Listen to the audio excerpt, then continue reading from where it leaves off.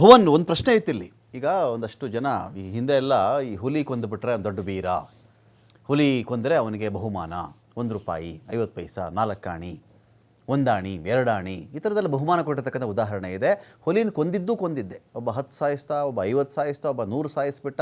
ಕಥೆಗಳು ರೋಚಕ ಕಥೆಗಳು. ಯಾರಾದರೂ ಹುಲಿ ಕೊಂದು ಬಂದಿದ್ದಾನೆ ಅಂದರೆ ಆ ಊರಿನ ಮಟ್ಟಕ್ಕೆ ಅವನಿಗಿಂತ ಮಿಗಿಲಾದ ವೀರ ಇನ್ನೊಬ್ಬ ಇಲ್ಲ ಅಂತ. ಈ ಹುಲಿ ಬೇಟೆ ವಿಚಾರಗಳಿದೆಯಲ್ಲ, ಈ ಬೇಟೆ ಕಥೆಗಳನ್ನು ಹುಲಿ ಒಂದು ಪೆನ್ ತೊಗೊಂಡು ಬರೆದಿದ್ರೆ ತುಂಬ ಚೆನ್ನಾಗಿರೋದು ಅಂತ.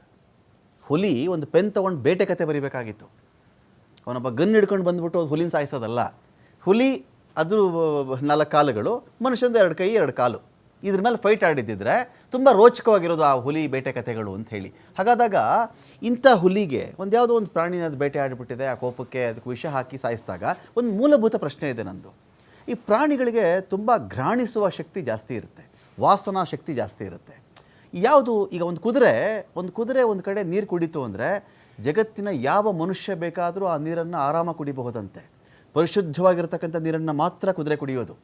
ಕಲ್ಮಶ ಇತ್ತು, ಕಸ ಇತ್ತು, ಬ್ಯಾಕ್ಟೀರಿಯಾ ಇತ್ತು, ವೈರಸ್ ಇತ್ತು ಅಂದರೆ ಆ ಕುದುರೆ ಯಾವತ್ತೂ ಆ ನೀರು ಕುಡಿಯಲ್ಲ ಅಂತ.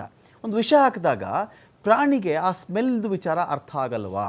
ಅಥವಾ ಈ ಥರದ್ದೊಂದು ಇಲಿನಾಶಕ, ಒಂದು ಕೀಟನಾಶಕ ಔಷಧಿಯ ಹಾಕಿ ಹುಲಿನಷ್ಟು ಈಸಿಯಾಗಿ ಕೊಂದುಬಿಡಬಹುದಾ ಅಂತ. ಸೊ ಯೂಶ್ವಲಿ ಏನಾಗ್ತದೆ ಅಂದರೆ, ಒಂದು ಟೈಗರ್ ಹಂಟ್ ಮಾಡಿದ ತಕ್ಷಣ ಅವರು ಅದನ್ನು ಆ ದಿನನೇ ತಿನ್ಲಿಕ್ಕೆ ಹೋಗಲ್ಲ. ಒಂದು 4-5 ದಿವಸ ಅದು ರಾಟ್ ಆಗಿ ಸ್ಮೆಲ್ ಆದರೆ ತುಂಬ ಫೌಲ್ ಸ್ಮೆಲ್ ಬರುತ್ತೆ ಇರ್ತದೆ. ಆ ಟೈಮಲ್ಲಿ ಪಾಯ್ಸನ್ ಹಾಕಿದರೆ ಆ ಸ್ಮೆಲ್ಲಿಗೆ ಅವರಿಗೆ ದೇ ಕೆನಾಟ್ ಸೆನ್ಸ್ ಮಾಡಲಿಕ್ಕೆ ಆಗಲ್ಲ. ಅವರು ಅದನ್ನು ಫೀಡ್ ಮಾಡ್ತಾರೆ. ಅದರ ಜೊತೆ ಇವಾಗ ಕಪ್ಸ್ ಕೂಡ ಫೀಡ್ ಮಾಡ್ತದೆ. ಸೊ ಇಟ್ ಈಸ್ ಅದಕ್ಕೆ ತುಂಬ ಡಿಫಿಕಲ್ಟ್ ಆಗ್ತದೆ ಅದನ್ನು ಸೆನ್ಸ್ ಮಾಡಲಿಕ್ಕೆ. ಯಾಕಂದರೆ ಆ ಟೈಮಲ್ಲೇ ತಿಂದರೆ ಆಗ್ತದೆ, ಬಟ್ ಇದು ಫೌಲ್ ಸ್ಮೆಲ್ ಬರ್ತಾ ಇರ್ತದಲ್ಲ ಅದರಲ್ಲಿ. ಸೊ ಅದಕ್ಕೆ ಪಾಯ್ಸನ್ ಎಲ್ಲ ಸೆನ್ಸ್ ಮಾಡಲಿಕ್ಕೆ ಅದಕ್ಕೆ ಕಷ್ಟ ಆಗ್ತದೆ. ಓಕೆ, ಇನ್ನೊಂದು ಭುವನ್, ಈಗ ಒಂದು ಹುಲಿ ಈ ಥರದ್ದು, ಈಗ ಸಂಕೇತ್ ಸರ್ ಅವಾಗಲೇ ಹೇಳ್ತಾ ಇದ್ರು, ಮೊದಲೆಲ್ಲ ಒಂದು 8ರಿಂದ 12 ವರ್ಷ ವಯಸ್ಸಾಗುವಂಥ ಹುಲಿ ಇದೆಯಲ್ಲ, ಅದಕ್ಕೆ ಒಂದು ವಯಸ್ಸಾಗ್ತಾ ಇರ್ತದೆ, ಅದಕ್ಕೆ ತುಂಬ ಶಕ್ತಿ ಇರಲ್ಲ. ಈಸಿ ಬೇಟೆಗಳ ಕಡೆಗೆ, ಸುಲಭದ ಬೇಟೆ ಕಡೆಗೆ ಅದು ಕಾಡ್ದನ, ಮೇಕೆ, ಕುರಿ ಈ ಕಡೆಗೆ ಅದು ಬರೋ ಚಾನ್ಸಸ್ ಜಾಸ್ತಿ ಇರುತ್ತೆ ಅಂಥೇಳಿ. ಆದರೆ ಈಗ 4 ವರ್ಷದ ಹುಲಿಗಳೆಲ್ಲವೂ ಕೂಡ ಊರ ಕಡೆ ಬರೋಕ್ಕೆ ಶುರುವಾಗಿವೆ ಅಂಥೇಳಿ. ಈ ಟ್ರೆಂಡ್ ಹೇಗೆ, ಈ ಬದಲಾವಣೆ ಹೇಗಾಗ್ತಿದೆ ಇಲ್ಲಿ ಅಂತ? ಇದು ಪ್ರಾಬ್ಲಮ್ ಏನಂದ್ರೆ, ಇದರ ಹ್ಯಾಬಿಟೈಡ್ ಕಮ್ಮಿ ಆಗ್ತಾ ಇದೆ. ಇದಕ್ಕೆ ಕರೆಕ್ಟ್ ಆದ ಕಾರಿಡೋರ್ ಇಲ್ಲ. ಇವಾಗ ನೀವು ನೋಡಿರ್ಬೋದು, ನ್ಯಾಷನಲ್ ಹೈವೇ ಅಲ್ಲಿ ಸಾಗರ್ ಮಾಲಾ ಅಂತ ಪ್ರಾಜೆಕ್ಟ್ ಮಾಡ್ತಾರೆ. ಹೈವೇ ಅನ್ನು ಕನೆಕ್ಟ್ ಮಾಡ್ಲಿಕ್ಕೆ ಅಂತ ಕೋಸ್ಟ್ ಲೈನ್ ಅಲ್ಲಿ ಸಾಗರ್ ಹೈವೇಸ್ ಅನ್ನು ಕನೆಕ್ಟ್ ಮಾಡ್ತಾರೆ. ಆ ತರನೇ ಇನ್ ಕೇಸ್ ಸರ್ಕಾರ ಅರಣ್ಯ ಮಾಲಾ ಅಂತ ಒಂದು ಪ್ರಾಜೆಕ್ಟ್ ತಗೊಂಡು ಬಂದು ಎಲ್ಲಾ ಈ ಪ್ರೊಟೆಕ್ಟೆಡ್ ಏರಿಯಾಸ್ ಮತ್ತೆ ಈ ಅರಣ್ಯ ಅನ್ನು ಕನೆಕ್ಟ್ ಮಾಡ್ಕೊಂಡು ಹೋದ್ರೆ ಇಂಥ ಸಮಸ್ಯೆ ಕಮ್ಮಿ ಆಗ್ತದೆ. ಯಾಕಂದ್ರೆ ಅವರಿಗೆ ಮೂವ್ಮೆಂಟ್ ಮಾಡ್ಲಿಕ್ಕೆ ಅಂತ ಅವರು ಕಾಡು ಬಿಟ್ಟು ನಾಡಿಗೆ ಬರಲ್ಲ. ಸೊ ಮತ್ತೆ ಕಾಡಿನಲ್ಲಿ ಆಗುವಂತ ಸರ್ಕಾರದ ಬೇರೆ ಬೇರೆ ಯೋಜನೆ, ಈಗ ಫಾರ್ ಎಕ್ಸಾಂಪಲ್ ಎತ್ತಿನ ಹೊಲೆ ಯೋಜನೆ ಏನು ಮಾಡಿದ್ರು, ಅಷ್ಟು 40,000 ಕೋಟಿ ಏನು ಖರ್ಚು ಮಾಡ್ಕೊಂಡು ಮಾಡಿದ್ದಾರೆ. ಅದರಿಂದ ಇವತ್ತು ಎಲಿಫೆಂಟ್ ಕಾರಿಡೋರ್ಗೆ ತುಂಬಾ ಸಮಸ್ಯೆ ಆಗಿದೆ. ದೊಡ್ಡ ದೊಡ್ಡ ಪೈಪ್ ಲೈನ್ಸ್ ಅನ್ನ ಹಾಕಿ, ಸೊ ಆ ಕಾರಿಡೋರ್ ಇವತ್ತು ಬ್ಲಾಕ್ ಆಗಿದೆ. ಆ ಕಾರಿಡೋರ್ ಬ್ಲಾಕ್ ಆದ ಕಾರಣ ಅವರು ಏನ್ ಮಾಡ್ತಾರೆ ಅಂದ್ರೆ ನಾಡಿಗೆ ಬರ್ತಾರೆ. ದೇ ಫಾಲೋ ದ ಎಡ್ಜಸ್, ಅವರು ನಾಡಿಗೆ ಬರ್ತಾರೆ. ಸೊ ಮೇನ್ ಆಗಿ ಹ್ಯಾಬಿಟೈಡ್ ಅನ್ನು ಇವತ್ತು ನಾವು ಟೈಗರ್ ಪಾಪ್ಯುಲೇಷನ್ ಅನ್ನು ನಾವು ಕಾನ್ಸಂಟ್ರೇಟ್ ಮಾಡದೆ, ಪಾಪ್ಯುಲೇಷನ್ ಜೊತೆಗೆ ನಾವು ಹ್ಯಾಬಿಟೈಡ್ ಇನ್ಕ್ರೀಸ್ ಮಾಡ್ಲಿಕ್ಕೆ ನಾವು ಕಾನ್ಸಂಟ್ರೇಟ್ ಮಾಡ್ಬೇಕು. ಪ್ರತಿ ವರ್ಷ 6% ಏನೋ ಆನ್ಯುವಲ್ ಇನ್ಕ್ರೀಸ್ ಇದೆ ಟೈಗರ್ ಪಾಪ್ಯುಲೇಷನ್ ಅಲ್ಲಿ.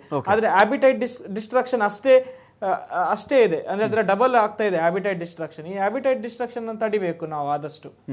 ಫೈನ್. ಜೋಸೆಫ್ ಸರ್, ಆಗಲೇ ಸಂಕೇತ್ ಸರ್ ಮಾತಾಡ್ತಾ ಇದ್ರು, ತುಂಬ ಅದ್ಭುತ ಪಾಯಿಂಟ್ ಮಾತಾಡ್ತಾ ಇದ್ರು ಅವರು.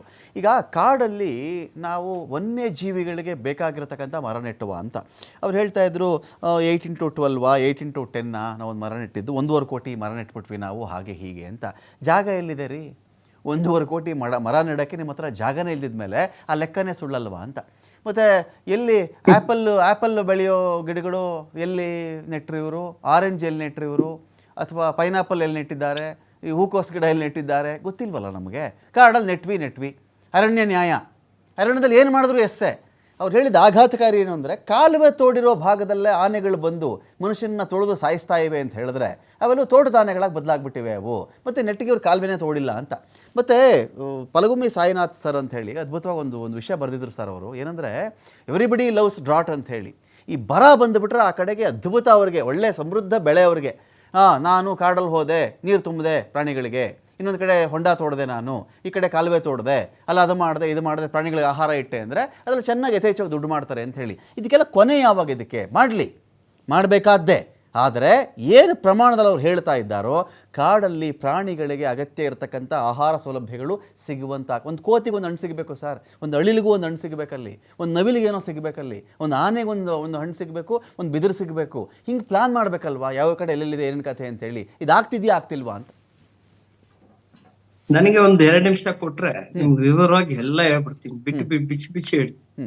ಈಗ ಸಂಕೇತ್ ಹೇಳಿರೋದು ಭ್ರಷ್ಟಾಚಾರ 100%. ಗಿಡ ಹಾಕ್ದವ್ರೆ ದುಡ್ಡು ತಗೋದು, ಬಿಲ್ ಪಾಸ್ ಆಗುತ್ತೆ. ನನ್ನ ಹತ್ರ ದಾಖಲೆಗಳಿದೆ, ಶಿವಮೊಗ್ಗ.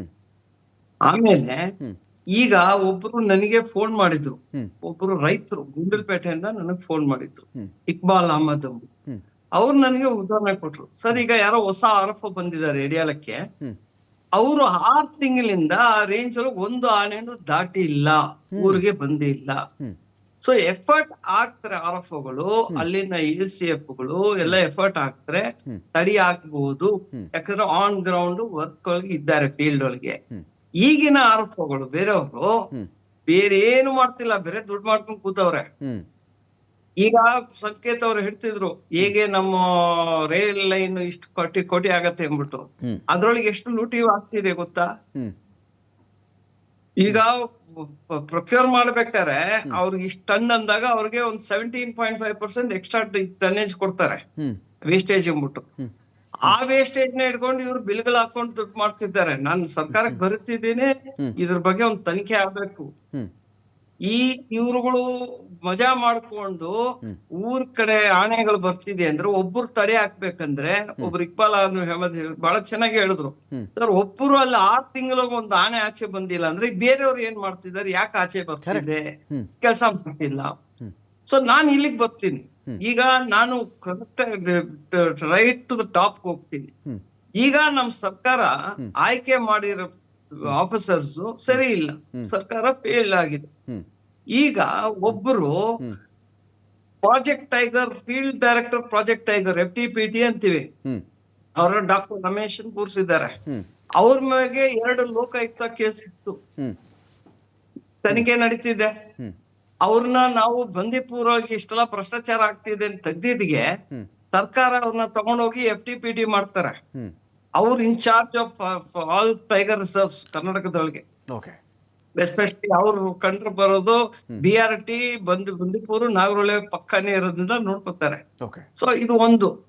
ಅವರು ನೆಕ್ಸ್ಟ್ ನೀವ್ ಎಲಿಫೆಂಟ್ ಪ್ರಾಜೆಕ್ಟ್ ಯಾರು ತಗೊಂಡ್ಬರ್ತೀರಾ? ಒಬ್ರು ಮನೋಜ್ ರಾಜನನ್ ಬರ್ತಾರೆ, ಅವ್ರಿಗೆ ABCD ಗೊತ್ತಿಲ್ಲ, ಆಣೆ ಹೇಗೆ ಫೀಲ್ಡ್ ಒಳಗಿರ್ಬೇಕು, ಅವ್ರನ್ನ ತಗೊಂಡ್ ಕೂರ್ಸಿದ್ದಾರೆ. ಈಗ ಒಬ್ರು DCF ಚಕ್ರಪಾಣಿನ ಕರ್ಕೊಂಡ್ ಬಂದು ಇಲ್ಲಿ ಕೂರ್ಸಿದ್ದು, ಈಗ ಟೈಗರ್ ಸತ್ತಿದ್ದು ಅದು ಬಹಳ ದೊಡ್ಡ ತಪ್ಪು. ಅವ್ರ ಬಗ್ಗೆ ಅಮಾನತ್ ಮಾಡಿದ್ರು, ತಗೊಂಬಂದ್ ಕೂರ್ಸಿದ್ದಾರೆ.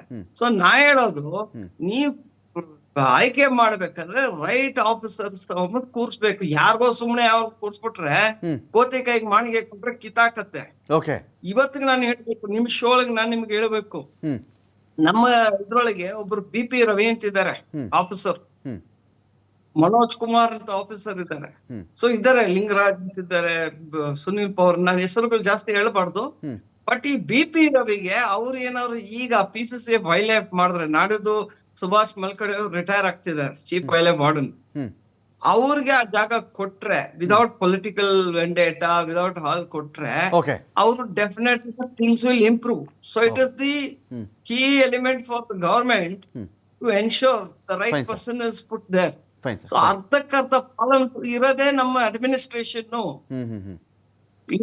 An absolute disaster. People are only making money. They are not interested in protection, conservation. ಎಲ್ಲ ಮಣ್ಣು ಒಮ್ಮೆ ಮಾತು ಜೋಕಿ ಮಾಡ್ಕೊಂಡು ಓಡಾಡ್ತಿದ್ದಾರೆ.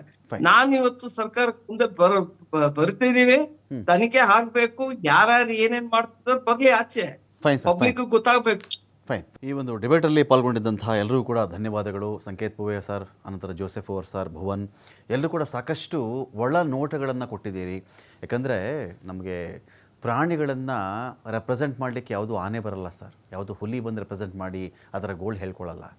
ಅವೆಲ್ಲವಕ್ಕೂ ನಾವೇ ಧ್ವನಿ ಆಗಬೇಕು. ಜಿಂಕೆ ಬಂದು ಅದರ ಪ್ರಾಬ್ಲಮ್ ನಮ್ಗೆ ಹೇಳ್ಕೊಳ್ಳಲ್ಲ. ಒಂದು ಬರ ಬಂದಾಗ ಆ ಪ್ರಾಣಿಗಳು ನಮ್ಮ ಯಾವುದು ಬಂದು ನಮ್ಮ ಹತ್ರ ರಿಪೋರ್ಟ್ ಮಾಡಿಕೊಡಲ್ಲ. ನಾವುಗಳು ಅವುಗಳಿಗೆ ಧ್ವನಿಯಾಗಿ ಅವುಗಳ ಸಮಸ್ಯೆ ಮತ್ತು ಕಾಡಂಚಿನ ಗ್ರಾಮದ ಆ ಭಾಗದ ಜನಗಳ ಸಮಸ್ಯೆಗೆ ನಾವು ಧ್ವನಿಯಾಗಬೇಕು. ಇದರ ಮಧ್ಯದಲ್ಲಿ ಸರ್ಕಾರ ಖಂಡಿತವಾಗಿಯೂ ಒಂದು ಒಳ್ಳೆಯ ರೀತಿ ನಿರ್ಧಾರಕ್ಕೆ ಬಂದರೆ ಈ ಸಮಸ್ಯೆಯನ್ನು ಬಗೆಹರಿಸೋ ದೊಡ್ಡ ವಿಷಯ ಆಗಲಾರ್ದು ಅಂತ ಹೇಳ್ತಾ ತಮ್ಮೆಲ್ಲರಿಗೂ ಧನ್ಯವಾದ. ಜೊತೆಗೆ ಈ ಒಂದು ವಿಚಾರದಲ್ಲಿ ಈ ಥರ ಹುಲಿಯನ್ನು ಮನುಷ್ಯ ಕೊಲ್ಲೋದು, ವಿಷ ಹಾಕೋದು, ಇಂಥ ಪ್ರಯತ್ನಗಳು ನಿಲ್ಲಬೇಕು.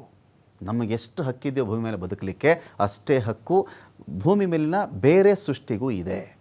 ಇದರಲ್ಲಿ ವಯನಾಡ್ ಆನೆ, ಕರ್ನಾಟಕದ ಆನೆ, ಬಂಡೀಪುರದ ಆನೆ, ನಾಗರಹೊಳೆ ಆನೆ, BJP ಆನೆ, ಕಾಂಗ್ರೆಸ್ನ ಆನೆ, JDS ಆನೆ ಇಲ್ಲ. ಅದಕ್ಕೆ ಯಾವುದು ಗೂಗಲ್ ಲೊಕೇಶನ್ ಗೊತ್ತಿಲ್ಲ ಅವಕ್ಕೆಲ್ಲವೂ ಕೂಡ. ಲೊಕೇಶನ್ ಎಲ್ಲ ಬರಲ್ಲ ಅವಕ್ಕೆ. ಪ್ರಾಣಿ ಎಲ್ಲ ಆಹಾರ ಸಿಗುತ್ತೋ ಅಲ್ಲಿ ಹೋಗುತ್ತೆ, ಊಟ ಮಾಡುತ್ತೆ, ಎಲ್ಲೋ ಒಂದು ಕಾಡಲ್ಲಿ ವಿಶ್ರಾಂತಿ ಪಡ್ಕೊಳ್ಳುತ್ತೆ, ಅದನ್ನು ಅರಗಿಸ್ಕೊಳ್ಳುತ್ತೆ, ಮತ್ತು ಊಟಕ್ಕೋಸ್ಕರ ಅದರ ಹೋರಾಟ ನಡೀತಾನೆ ಇರುತ್ತೆ. ಅವೆಲ್ಲವನ್ನು ಗೌರವಿಸೋಣ ಅಂತ ಹೇಳಿ ಯಾರು ಕೂಡ ಪ್ರಾಣಿಗಳನ್ನು ಕೊಲ್ಲಬೇಡಿ. ಪ್ರಾಣಿಗಳು ಮನುಷ್ಯರನ್ನ ಕೊಲ್ತಾ ಇರ್ತಕ್ಕಂಥ ಕಡೆಗಳಲ್ಲಿ ಅಗತ್ಯ ಬೇಲಿಗಳು, ಅಗತ್ಯ ರಕ್ಷಣೆ ಸಿಗಲಿ ಅಂತ ಹೇಳ್ತಾ ಡಿಬೇಟ್ ಮುಗಿಸ್ತಾ ಇದ್ದೀನಿ. ನಮಸ್ಕಾರ.